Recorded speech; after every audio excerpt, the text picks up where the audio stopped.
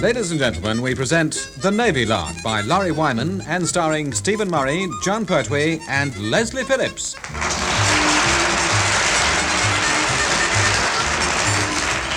None of us exactly enjoy popping postage stamps into our mouths in order to make the sticky back work. And the flavour of the horrible fish glue is something even able Seaman Johnson finds it hard to develop a taste for. Lick, lip. Lick, lip. Lick, lip. Lick, lip. Johnson, my little rotund and overweight mate. What the lick, that thump do you think you're doing? I'm thumping the stamps on my letters. With all that lot? What are you starting? A podgy pen friend club? No, I'm not. These are all for my mum Min. Your mum Min? Yeah. Well, why don't you put them all in one envelope? Then you'd only have to lick that thump once. Oh, no, they're not all going to her. They're all for her, you see. They're all my competition entries. Competition entries? Yeah, I want to win a £5,000 prize so I can buy her an house. Yeah, but she's already got an house. Yeah, but my two brothers are coming home from abroad, you see. And if all three of us are at home together, it's going to be a bit cramped, isn't it? If your brothers are both your size, she doesn't want a new semi-detached, she wants a warehouse. Now, what are all these competitions, anyway? Well, this is me pools, and that's what the heck happened to the football. And this one's me woof-woof. You what? Me woof-woof. See, you have to complete the slogan. There's a picture of Basher the Bulldog sitting looking at his dish full of woof-woof dog food. And he says, woof-woof, I like my tin of woof-woof liver lumps because... And you have to fill in his because. I see. And what have you put? I've put, woof-woof, I like my tin of woof-woof liver lumps because I like lumpy liver. Brilliant. Positively brilliant. And how did you arrive at a sparkling slogan like that? Simple, I put myself in Basher the Bulldog's place. Oh, how? I bought a tin of woof-woof and ate it. Yes, of course you would, wouldn't you? And what magnificent prize are you going to get if you should happen to win, eh? A year's supply of free dog food. Congratulations. And just which building society is going to accept 365 tins of woof-woof as the down payment on a house for your mum Min? Ooh, I hadn't thought of that. Now, fortunately, you're lucky enough to be able to call on the assistance of an experienced, shrewd, quick-witted and highly talented colleague to aid you in your money-making venture. Am I? Who's that then? Me, of course, you bell-bottomed butterball. Now, first of all, if you want to make money, you want to enter for something with a big prize and no entry fee. You know, one that can be won entirely by individual skill and initiative. And a relative on the panel of judges? Yes. No. Come off it, Chief. There aren't any competitions like that. Of course there are. Now, look, well, I've got it. Look, I saw a bit about it in the papers this morning. You can enter for the MPF competition. Hey, do I have to run for that? No, of course not. You fly. Oh, well, I wouldn't mind. Oh, what? You fly. It's the man-powered flight competition. No tar. Now, look, all you've got to do is build an aeroplane and with your own puff and pedal make it fly 1 mile round a figure of 8 course. No tar. Well, why not? You've got the right figure for it. And you needn't go higher than 10 feet. No tar. And the first man to do it collects a prize of £10,000. Yes, please. How do I build an aeroplane? How do you what? How do I build an aeroplane, I said? You don't, we do. It'll be a combined effort. I'll supply the parts, and you can supply the labour. In fact, you can begin now. Start cleaning up all the gear out of number 2 hold. We'll need all that space we can get for the building of the perisher.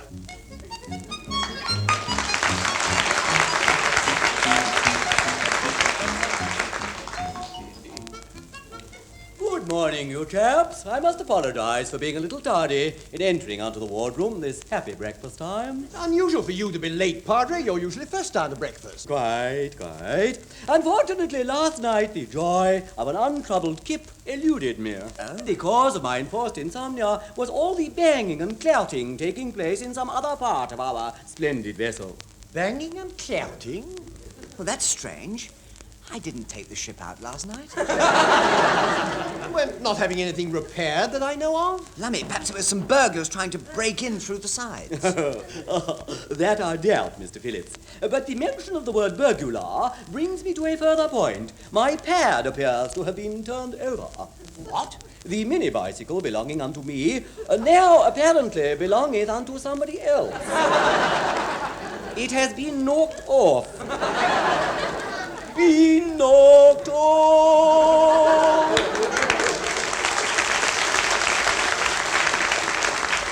You know, it's funny you should mention that, Padre. I seem to have something missing as well. We all know that, Mr. Phillips. What have you lost? I don't like to tell you. Oh, come on, Mr. Phillips. Speak up and out. Well, if you must know, my nylon shorty pajamas. Oh, hard cheese, old chap. Yes, and whilst we're on the subject, you two aren't the only ones. My brand new set of golf clubs has disappeared. Oh, goodness me and lack a day. Our valiant ship has been hit by a crime wave. Yes, obviously. At least that's what it looks like. Might one suggest that the time has come for us to report the matter unto the dockyard Rosas? No, hang on, Padre. Before we do that, I've got a better idea. What's that, sir? We'll ask Chief Petty Officer Pertwee what he knows about it. Aha! Do you think our gallant shipmate may have a clue? No, but I think he may have a mini bike, a set of golf clubs, and a set of my pajamas. True. In any case, he will no doubt be able to supply information that will lead to the apprehension of the culprit and his eventual incarceration in the nick. In the nick!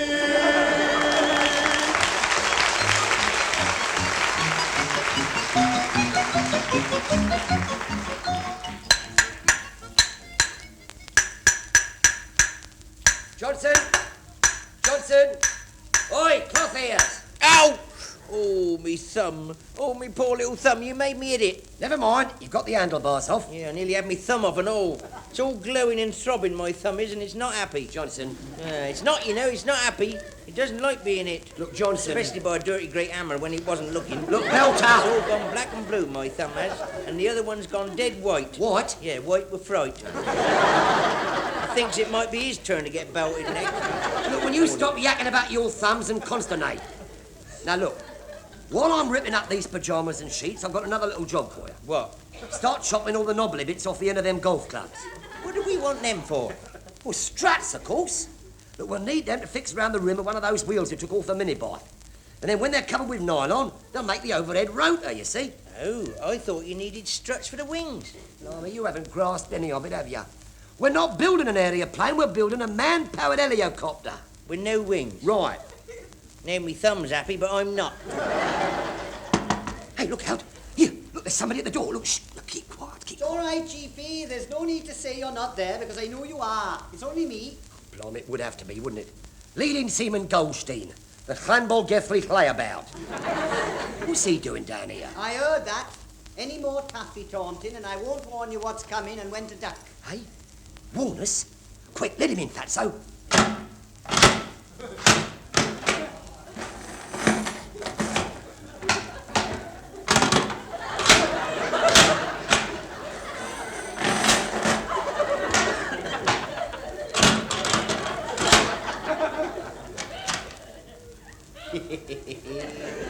I thought that would find the right combination.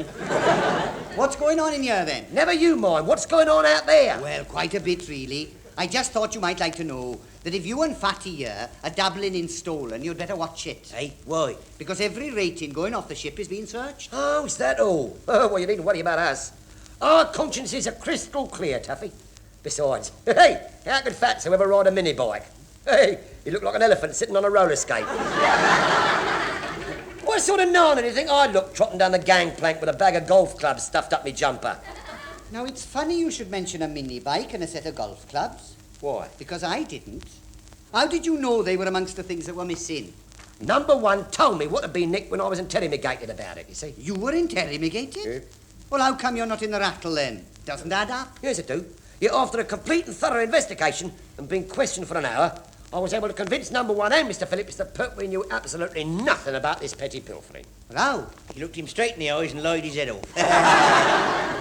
Look, I shan't warn you again, Giggle Nasty. Good. Well, you may have satisfied the officers for the moment, but it's not only them that suffered, is it?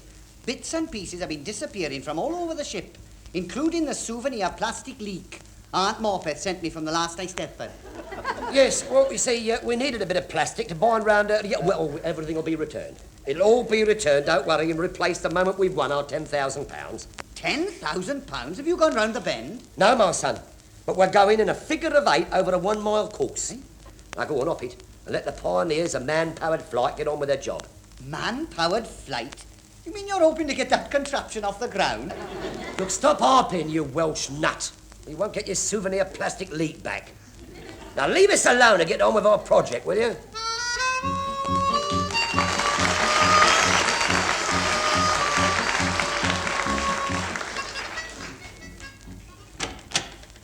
Morning, Heather. Is old Thunderguts in? Well, yes and no. Captain Povey's in, but for you two, he's out. For your blood. He said that if you came in with another indent for so much as 1 tin tack, he wanted to see you immediately. Oh, well, that's all right then. You needn't bother him. Why not? We don't want any tin tacks.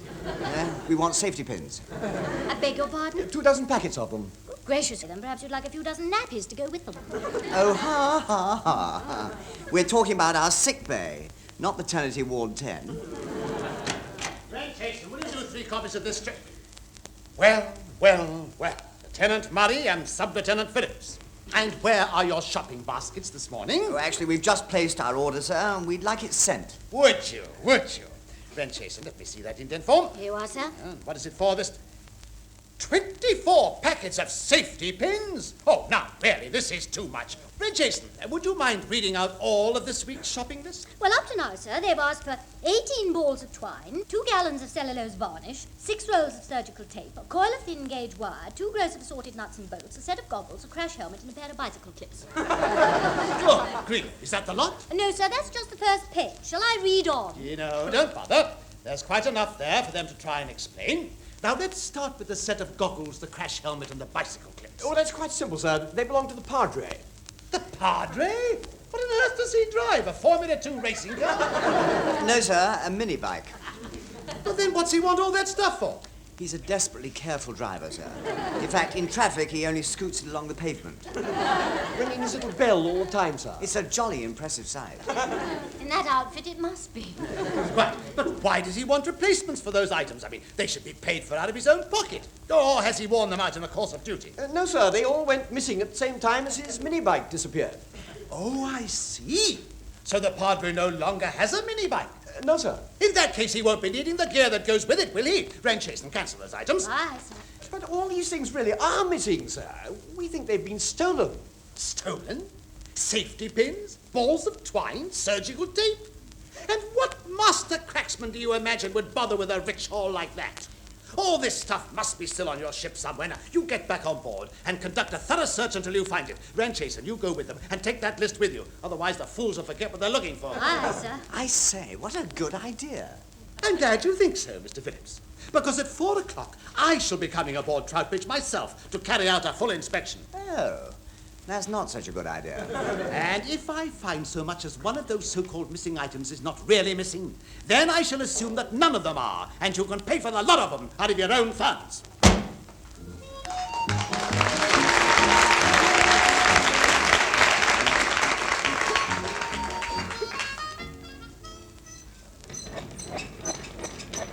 Go on, Fatso. Keep peddling. The rotor blades are going round a tree. Yeah, so are Fatso's poor little feet. All me ankles, all me legs, all me knees, all me... This saddle's jolly hard, you know. Who cares about the saddle? Look, what's a bit of discomfort when you're about to make history, eh? Keep going, you podgy peddling pudding. Faster!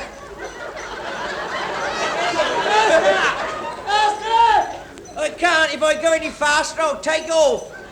That's what you're trying to do, you great nit. Oh, yeah. Oh, it's no good, Chief. It's no good. I'm done. Selfish. That's your trouble, isn't it? Selfish. Why don't you think about other people for a change? I've been thinking a heck of a lot of things about you all along. You want to hear some of them? Yes. No, never mind. Look, what about your mum, Min, then, eh? Have you stopped peddling? How are you going to buy her a new house? If I keep peddling, she won't need a new house. She'll have enough room in the old one. Fatso will be caps off, heads down, all gone, won't he? Well, they are then. So long as you keep peddling, you solve your mum Min's housing problem either way. Oh, yeah, I never you're a rotten, you are. A dirty, stinking, rotten. If all the rottens in the rotten world were rotten laid from rotten end to rotten end, they'd rotten stretch all the rotten way from rotten you to rotten you and rotten back again.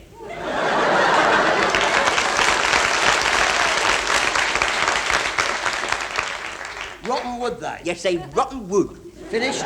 Yes. Good, now get peddling. Oh. What's the good? The design of this thing is all wrong. It's not the design of the chopper that's wrong. It's not the design that's all wrong, it's the design of the pilot. Look at you. Go on, look at you, you great fat 2-ton bladder of lard. No wonder it won't lift off the ground. Oh, well, that's it then, isn't it? We might as well give up the competition. Well, give up. After all this hard work, not likely. Look, all we need is a lightweight pilot. Open up in here. Whoa, it's Mr. Phillips. Do I let him in? Of course you don't, you thick twit. No, wait a minute. Yes, of course. Yes, you do. I've just had an idea. But he'll cop us with all the gear. Yeah, he might also cop us 10,000 quid. Let him in.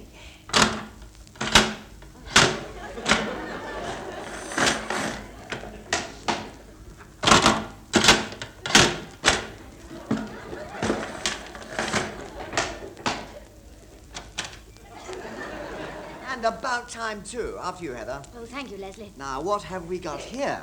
By the look of it, jackpot. Mr. Phillips, sir, what a bit of luck you popping in, sir. Hey, welcome to the launching pad, sir. You're just in time. Hey, launching pad, welcome. What's he talking about? Balls of twine, yes. Surgical tape, yes. Assorted nuts and bolts, yes. Don't you worry your pretty little bonds about them things, ever. They're all anonymous Minnie Mouse contributions from an unknown admirer. How unknown can you get? Even their owners didn't know they'd been whipped. Mr. Phillips, sir, please, this is no time for paltry details. Look, once you've taken off and done that figure of 8 course, we'll cop the 10,000 quid. Then all that stuff can be replaced. Now, sir, come on. Just put on the helmet, the goggles and the clips. What? It's a proud moment, sir. You're about to have the honour of being the first competitor to achieve man-powered flight over the accepted course and conditions required for official recognition. I say, am I really? Gosh. No, wait a minute. I'm not a pilot. No, but you are a navigator. And we need a man of that calibre to find the way over a mile-long figure-8 course. Oh, yes. Well, of course, I can see you would need an experienced chap for something as tricky as that. Just think of it, Mr. Phillips, sir. You'll be a national hero, sir. You'll get your picture in the papers. You'll be interviewed on the telly. He's much more likely to get an interview with Captain Povey. Povey? I can't be bothered with him now. I'm far too busy being a national hero. Right, Chief. Start the countdown. Leslie, it's 4:30. Captain Povey started his inspection at 4. He's bound to turn up here in a minute. Hey, Captain Povey on board. Quick, sir. Start peddling. We've got to fly that load of stolen out of here before old Thunderguts catches us.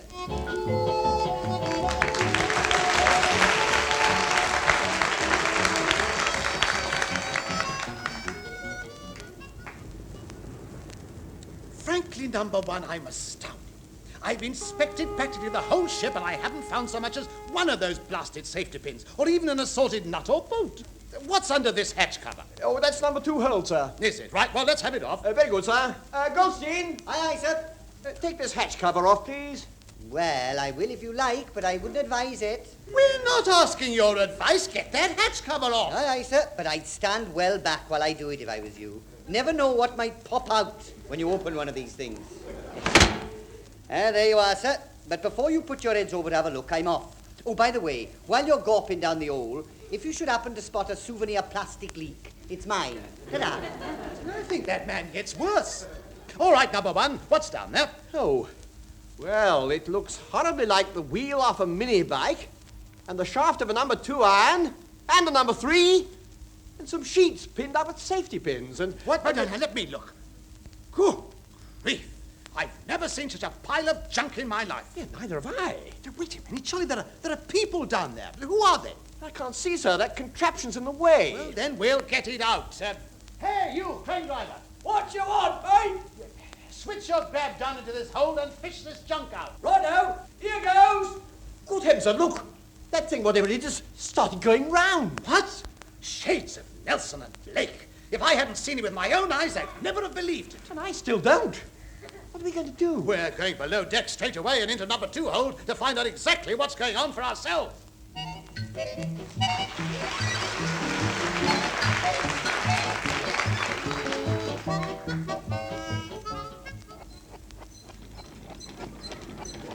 Keep going.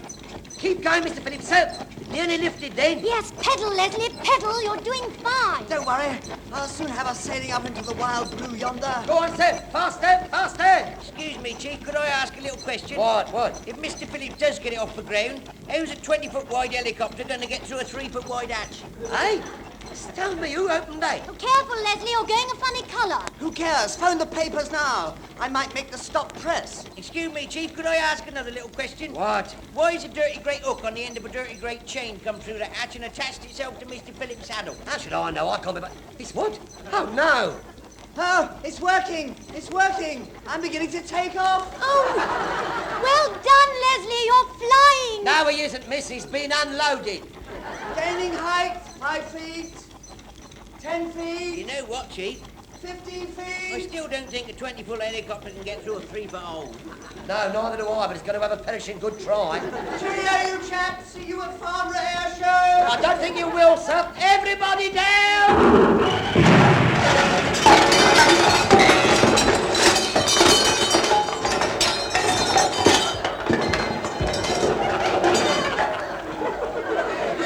I can't bear to look, Johnson.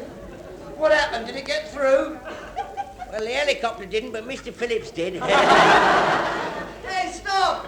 I don't belong up here. Help. I'm dangling. I've been hooked. That's right, mate. I'm waiting for orders. Where do you want to go? Down, of course. Whatever you say, mate. Bombs away! No. And one of our aircraft failed to return. Caught you. I might have known it would be you, Chief Petty Officer Pertwee. Look at all this stuff. Every single item in here is on the missing list. Including Mr. Phillips. Oh, yes, where is he? He just popped out for a minute, sir. Well, you see, I can't explain, sir. You see, we was just conducting an experiment. Pertwee, I will hear your long and utterly unbelievable explanation in the morning. Oh, good. That'll give him time to make one up. Possibly. But one thing is certain. Apart from any punishment you may get, you can rest assured that you'll pay full compensation for all this down to the last safety pin. Now come along, Red Jason. Number 1. Aye, Yeah, sir. very good, sir. Oh, well, that's it then. I'm going to have to sign on for another 5 years to pay for all this lot. Oh, I don't think you will, you know. Eh? Not if you know where you can flog 365 tins of woof woof. 364? Well, where do they come from? Yeah, me winnings. I wasn't going to tell you, but as I half started all this competition nonsense, I suppose I'd better help you out. You never won. Not with I like liver lumps because I like lumpy liver. Oh, no, you couldn't have done. Oh, no, I changed it. I made Basher the Bulldog say, woof woof, I like my tin of woof woof liver lumps because woof woof is the only dog food I can ask for by name. I don't believe it. Yeah. Then tell me something. Then there's a bit to come on where the heck did the football go competition? Where did it go? In the back of the referee's neck. Johnson, you're a delicious dollop of dripping. What are you? Oh, I'm better than that. I got first prize in the Which Bird Has the Bikini competition as well. Then there was Which Pair of Football Boots Fit Sandy Shore. Then there was Getting the Weight of the prize.